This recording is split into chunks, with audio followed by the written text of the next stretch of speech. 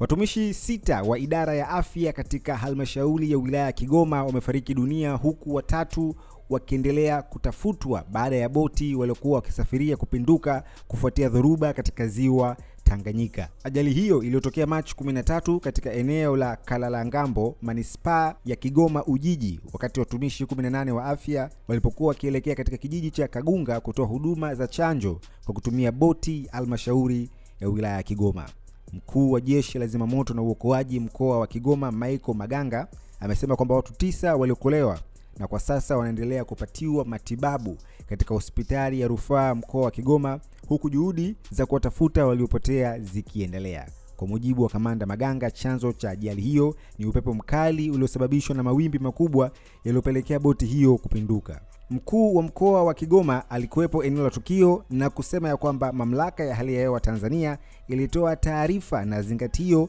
kuhusiana na uwepo wa upepo mkali katika eneo la ziwa Tanganyika, na kusema kwamba ajali hii iwe kama fundisho, lakini pia watumiaji wa vyombo vya majini kuwa na tahadhari na usalama pale ambapo taarifa kuhusu hali ya hewa zitakapokuwa zinatolewa. Na taarifa nyingine ni kuhusu wagonjwa 20 waliogundulika kuwa na uvimbe kwenye ubongo wamefanikiwa kufanyiwa upasuaji wa kuondoa uvimbe huo kupitia matundu ya pua katika hospitali ya rufaa ya kanda ya Ziwa Bugando, na hali zao zinaendelea kuimarika. Upasuaji huo wa kisasa umefanyika kwa mara ya kwanza katika hospitali hiyo, na hatua hiyo imekuwa mkombozi kwa wakazi zaidi ya milioni 20 watakaopata huduma katika hospitali hiyo kutoka mikoa 9 ya kanda ya Ziwa ikiwemo Tabora, Kigoma pamoja na Rukwa. Awali wagonjwa wengi walikuwa wanalazimika kusafirishwa kwenda Dar es Salaam au nje ya nchi ili waweze kupata matibabu ya aina hiyo.